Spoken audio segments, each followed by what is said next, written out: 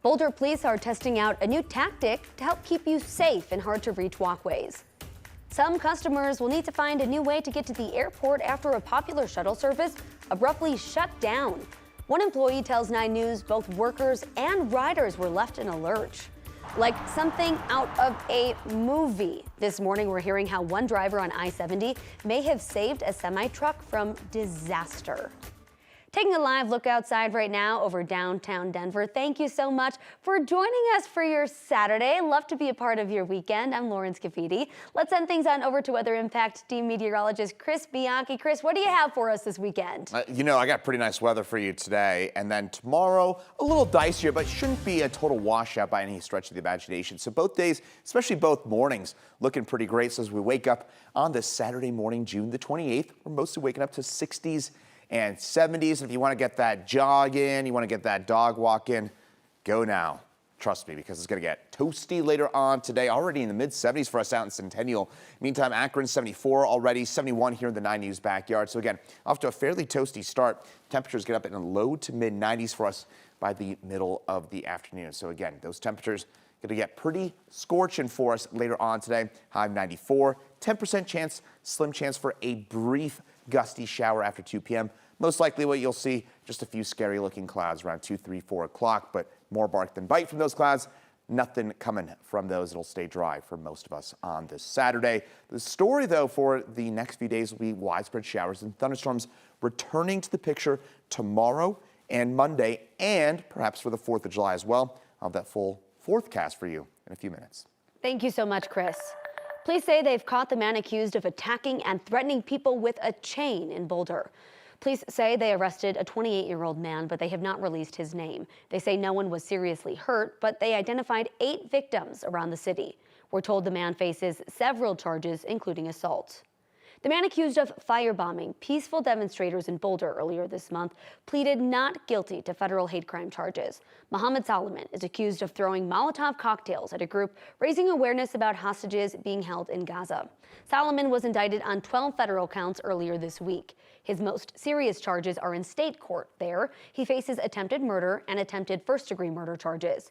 During yesterday's hearing, Solomon's attorney indicated he could change his plea at some point.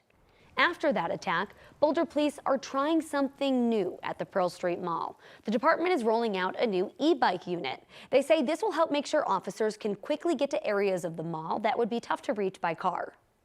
So a lot of times, if there's an incident that requires an immediate response, I can hop on this bike and be to that call before an officer even pulls out of the parking lot.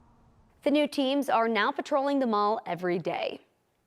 Today, the Denver Zoo is operating on shorter hours over concerns of a big group of teens planning to gather in City Park. The zoo is open now, but it'll close at 1 this afternoon. Rumors have been circulating on social media about a so-called takeover event.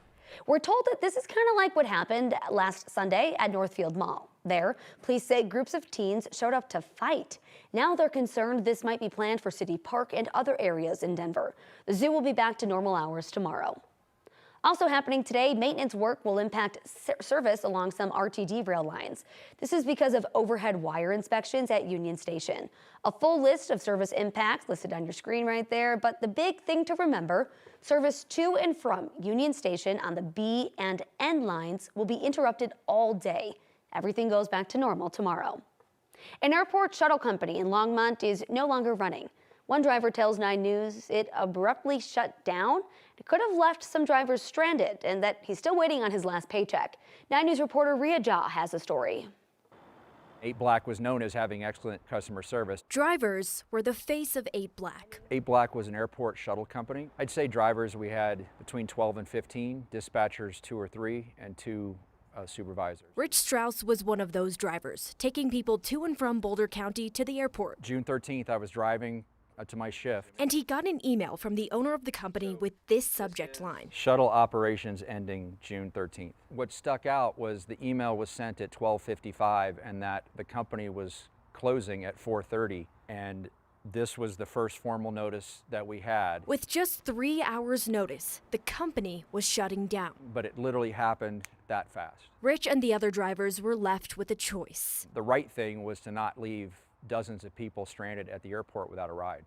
So I showed up and did did my job and trusted that 8 Black would do right by me and the other drivers, and so far they have not. 1 week later, they're still waiting to get paid. This week I asked them where our final pay is, and I haven't gotten an answer. Other drivers and other employees have also been met with silence when they ask, where are our wages? According to Rich, the company was still selling and promoting prepaid vouchers right up until their shutdown. Money, he says, didn't go back to customers or employees. So for me, I've written off the wages. It's not going to happen. It's clear I'm not going to get paid. On top of formal demands to company leadership, Rich has also filed a wage complaint with the Colorado Department of Labor. Not for the money, but because he hopes to see the company face consequences. And they have stolen our time, money, and energy from us. And if I can't get it back financially, I want to get it back in the criminal justice system. That was Ria Jha reporting. The 8 Black website does have a link to a voucher to refund for a request form and a note from the owner saying that it is his full intention to refund every customer. We haven't heard back from the company in regards to employee pay. The shooter accused of assassinating a Minnesota lawmaker and her husband appeared in federal court. Vance Bolter is also accused of seriously hurting another state lawmaker and his wife. Bolter was arrested last Monday after the biggest manhunt in Minnesota's history. His attorney requested a delay in proceedings, and prosecutors did not object. The preliminary hearing has been pushed back until next Thursday. Bolter faces charges including murder, firearms offenses, and stalking. If found guilty, he could face the death penalty. This morning, the lawmaker who was killed and her husband will be laid to rest at a private funeral. Melissa Hortman and her husband Mark and their dog Gilbert lying in state in St. Paul yesterday. Hortman is the first woman to lie in state at the Minnesota Capitol Rotunda. She and her husband are also the only 2 people honored in this way, together at the same time. Big crowds turned out to pay their respects, including former President Biden. Biden also visited Senator John Hoffman in the hospital. The senator's wife shared this picture with the former president. Hoffman's wife says her husband keeps getting better. He is alert, he's been up and walking around, and he is able to eat. President Donald Trump says he is done negotiating with Canada and will soon announce new tariffs on the country. Trump says this is because of Canada's digital service tax. This new policy takes effect Monday, and it will let Canada collect more taxes on big online companies like Amazon, Apple, and Google. Trump called it a direct and blatant attack on the U.S.